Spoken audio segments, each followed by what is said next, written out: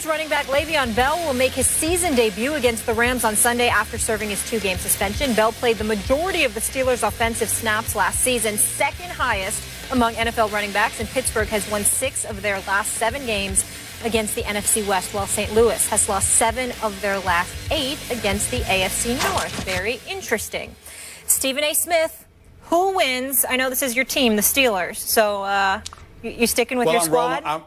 I'm rolling with my squad, but it's not because they're my squad. It's because I don't really believe in the St. Louis Rams as of yet. I know that their defense can really, really get it done, but the Steelers are the number 3 ranked offense in the NFL. They're number 1 in yards. They're the number 2 passing attack. They've got a all-pro in Ben Roethlisberger, who's already passed for 720 yards in this season and is completing about 72% of his passes. You've got a receiver in Antonio Brown that I consider the best receiver in football at this particular juncture, already having about 22 receptions for 328 yards. This is without Le'Veon Bell because they had D'Angelo Williams back there, who they acquired in the offseason when he departed from Carolina and ended up coming to Pittsburgh. He was averaging about 5 yards a carry. Now you got Le'Veon Bell to throw up in there, who's going to be anxious to get going himself. Now, there's a lot of noise being made about the arrival of Todd Gurley, and obviously he couldn't come soon enough. The Rams accumulated this 213 yards and 11 first downs last week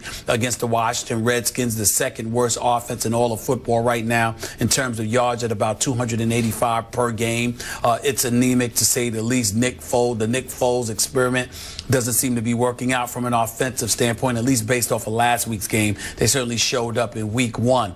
But I just think at the end of the day, Skip, the Steelers' offense is so prolific, they're going to score points on anybody. Now, that front 4 to that front 7 in St. Louis, they're going to get after Big Ben, and he's not the scrambling. The way he shrugs off most dudes, he's not going to be able to do that to Quinn and McDonald and those guys the way he's normally capable of doing, in my estimation.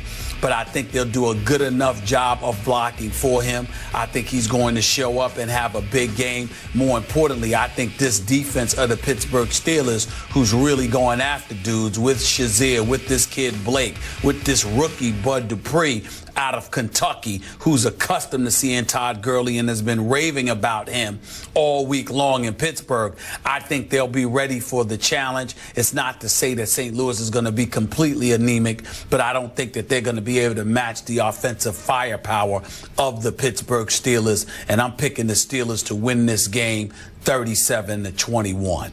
Wow, 37-21. That's decisive. You have conviction about your pick. I have no conviction about your pick, but I do like mine. This will be a shootout. This will be, I think, the most entertaining game of the whole NFL Sunday. Really? I just believe it's going to be great to watch because they're both going to go up and down the field on each other.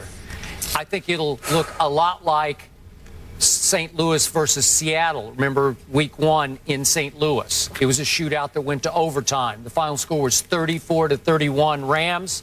And I'm going to repeat that score. Rams 34, Steelers 31, because you don't believe in the Rams, but I do. I picked them before the year to be a wild card team. I'm sticking with that. And you brought him up. While Le'Veon is back finally for your Steelers, Todd Gurley, for the first time, is going to make an appearance for these Rams.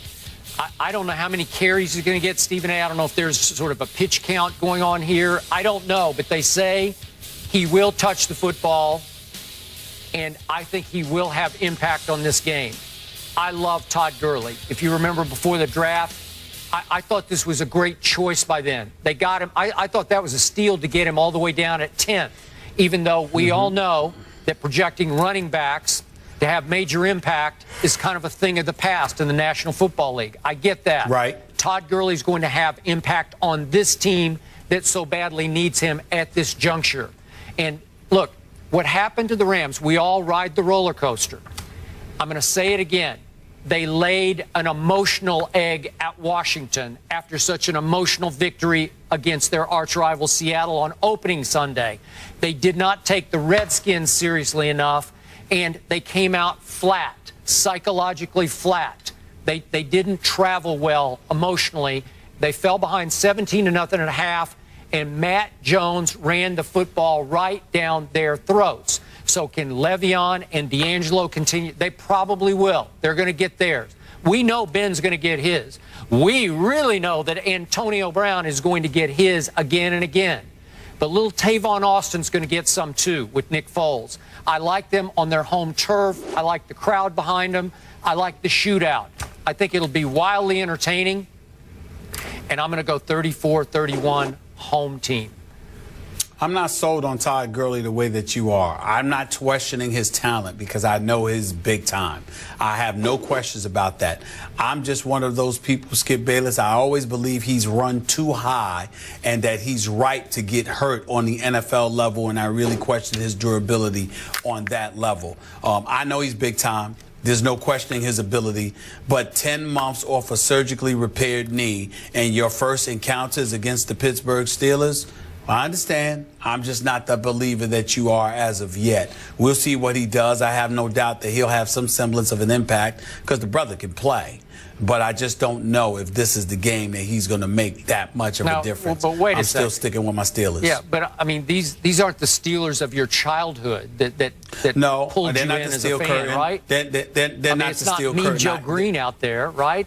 I understand that, but they're not cream puffs either. And I just think that in a game like this, this is your first action in 10 months. I'm just not sold that you're going to be able to make that much of a difference against this high-powered offense. Now, if a miracle happens and you punch the Steelers in the mouth the way that Denver got punched in the mouth at St. Louis last season when they beat Peyton Manning 22-7, then all bets are off. That's a different ballgame.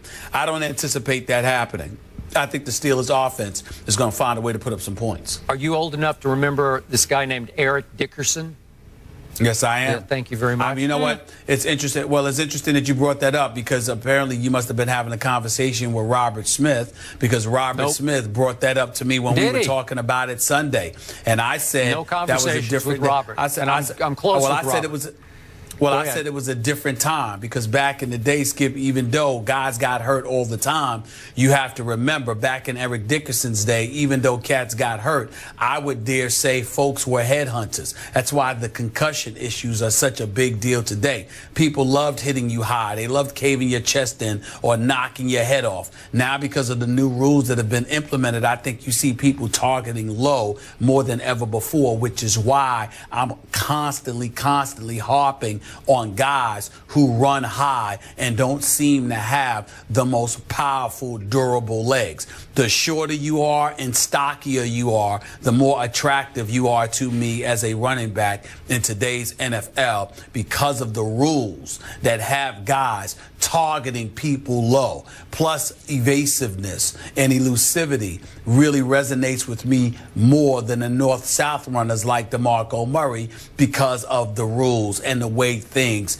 are, implemented in this day and age. Even though DeMarco Murray had more yards and he was clearly more effective, if I'm Chip Kelly, at least based on the first two games we saw this season, I'd much rather have LaShawn McCoy, who's shorter and more elusive than a DeMarco Murray, because I think those guys tend to last longer. Okay. That is my concern for Todd Gurley. Okay. He'll run over you. He's big time, but I think that he might get himself hurt. My point about Eric Dickerson is he ran as high as any great back I've ever seen. Had a very high center of gravity, and he did okay. He did okay. He was really, really good. And he was durable. I get tired of people bringing up the Eric Dickerson comparison because what we need to recognize is high or low, short or tall, it doesn't matter. Most people who have played in NFL history ain't Eric Dickerson. No matter how talented Todd Gurley is and a whole bunch of other dudes, they ain't Eric Dickerson. You've got to prove that over the test of time. You can run for 2,000 yards this season. I remember a couple of years ago, even though Doug Martin is not the tallest dude in the world or anything like that, we were talking, you had people talking about him like he was the second coming to Emmitt Smith. And then he disappeared for a couple of years. Well, all I'm saying is that he had that one big first year. No, I know. Well, he had a fantastic first year. All I'm saying is we're not questioning their abilities. I don't want anybody to confuse it. I know that Todd Gurley is a stud talent. I'm questioning how long he's going to last because of how high he runs. That's all I'm saying. Okay, but when you dominate the Southeastern Conference the way he did in big games on national TV, I'm good. Well, you got to remember. Well, bet on me with this one. If you remember, Skip, he was at Georgia. And he got, and you know, they had to sit him out for those couple of games off of some contract. And I went, and I was going off because I said, if I were him, tell Georgia to go kick rocks. I wouldn't look back. I would not come back and play, go to the draft. He decided to come back after a few games. What happened? He got hurt. Yep. And I said, don't come back because you might get hurt. Remember that? You said it. All right. Stephen A's going Steelers. Skip's going Rams. And you'll like this. I'm going Steelers 28-27 over Rams, but Skip, I'm going to give you a revisit. Skip, Eagles Jets. I reserve the right to change my opinion on Eagles Jets. Right? Yes. You guys always reserve the right, and I'm switching it. I'm on your team. We'll see if the jinx works now. I'm on your team. Okay, here we go. All right. 17-16 Eagles. I think the Jets just won. Guarantee it. Stop. Why are you such a hater? No, I'm not a HTTR is hater, right? Not hail to the Redskins. Yeah. Coming up, Peyton Manning has never lost to the Lions. Will that streak continue this weekend? We'll discuss that next. Herman Edwards will be here with us.